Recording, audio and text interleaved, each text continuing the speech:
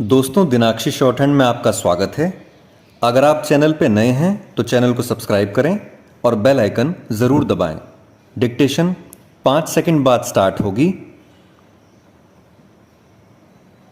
Ready, start.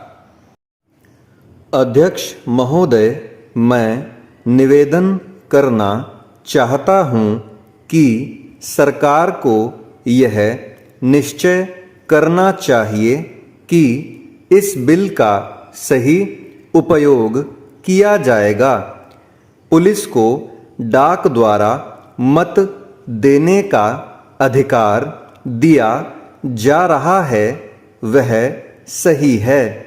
वह अधिकार इससे पहले ही दिया जाना चाहिए था, लेकिन आजकल चुनावों में जो गड़बड़ी होती है उसको दूर करने के लिए सरकार को मूल अधिनियम में संशोधन करना चाहिए। चेंज। माननीय सदस्य ने अभी कहा कि इस बिल पर ज्यादा वाद विवाद नहीं होना चाहिए, लेकिन हम विरोधी दल के लोग जानते हैं कि जूता कहाँ काटता है। अगर कांग्रेस पार्टी चुनाव से पहले गद्दी छोड़ दे और सरकार में न रहे, तब हम देखेंगे कि कांग्रेस को कितने वोट मिलते हैं। चूंकि चुनाव के समय कांग्रेस पार्टी के हाथ में सरकार रहती है, इसलिए उसको इतने वोट मिल जाते हैं। मैंने मध्य प्रदेश में देखा है कि हमारे कुछ कर्मचारियों को आरोप लगाकर पकड़ लिया गया है। इस संबंध में न्यायाधीश का निर्णय वहां की विधानसभा में पढ़कर सुनाया गया है। चेंज। पुलिस के वोट लेने के लिए ही यह बिल लाया गया है। हमें डर लगता है कि पुलिस पर दबाव डाला जाएगा। सरकार को यह बतला देना चाहिए कि ऐसा नहीं किया जाएगा। यदि प्रारंभ में ही चोर चोर का शोर मचा दिया जाए तो चोर घर में नहीं घुसता है, क्योंकि वह जानता है कि लोग जागे हुए हैं। हम अपना यह शक और चिंता इसीलिए प्रकट कर रहे हैं ताकि सरकार इन बातों का ध्यान रखे और चुनाव में होने वाली गड़बड़ियों को रोकने की कोशिश करे। यह जो छोटा सा बिल लाया गया है, वह किसी विशेष मतलब से लाया गया है।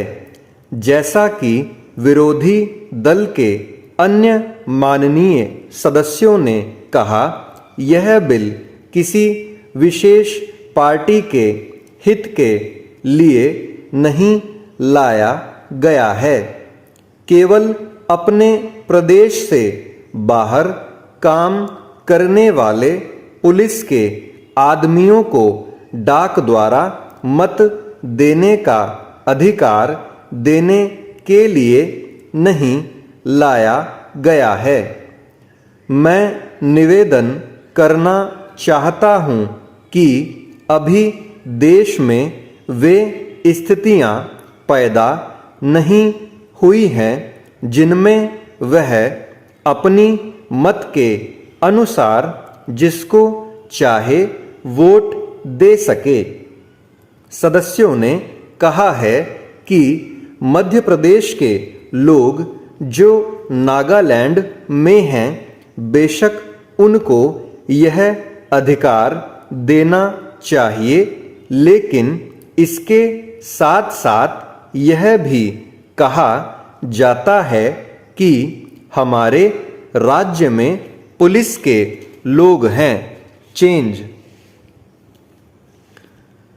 अध्यक्ष महोदय, मैं कहना चाहता हूँ कि हर आदमी को यह अधिकार है कि जिसको वह चाहे डाक द्वारा मत भेज सके। ऐसा तो नहीं है कि सभी मत किसी एक अधिकारी के सामने ही इकट्ठा करके भेजे जाते हैं। जहाँ तक इस बिल का संबंध है वह ठीक है। वह प्रारंभ में ही आना चाहिए था और मैं इसका समर्थन करता हूँ।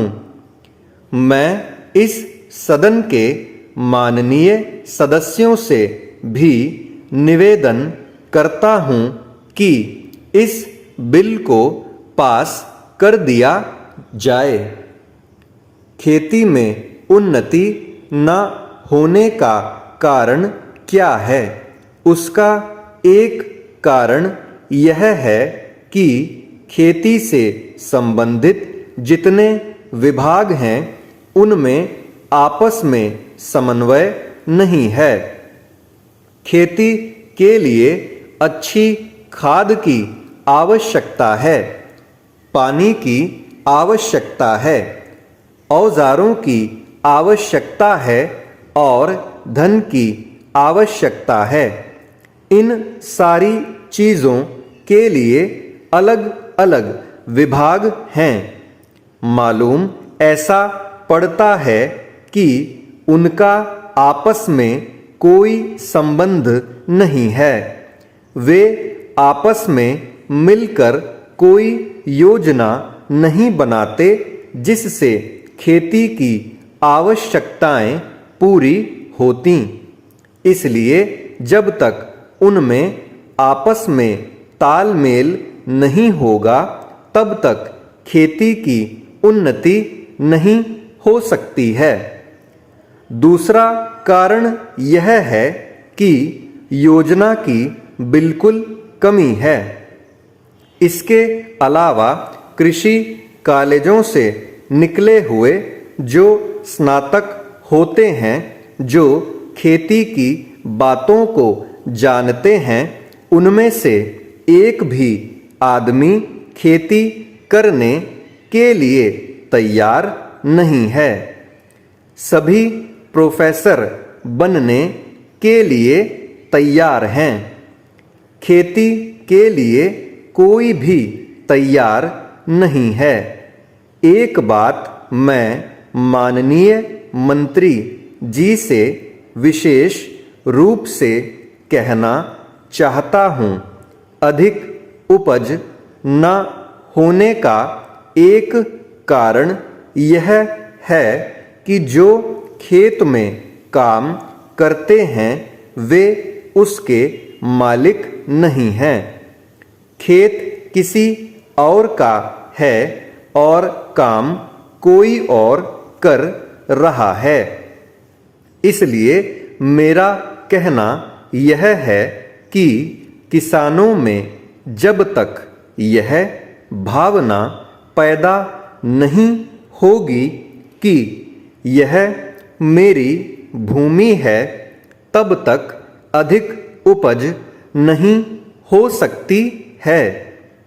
इसके लिए आप जब तक भूमि सुधार नहीं करेंगे तब तक कोई बात बनने वाली नहीं है। दुर्भाग्य से इस देश में खेती करने वाले बहुत कम लोग ही भूमि के स्वामी हैं। चेंज। खेती की उन्नति के मूल आधार हैं पानी, खाद, बीज, धन, उपज का उचित दाम और भूमि सुधार। इन सबकी ओर कृषि मंत्रालय का ध्यान नहीं है। सरकार को प्रत्येक खेत को पानी और हर आदमी को काम देना सुनिश्चित करना चाहिए। स्टॉप। दोस्तों, डिक्टेशन अच्छा लगा हो तो वीडियो को लाइक और शेयर कर दें और चैनल को सब्सक्राइब करके बेल आइकन ज़रूर दबा लें, जिससे भविष्य में आने वाली हर वीडियो आप तक सबसे पहले पहुंच पाए। धन्यवाद।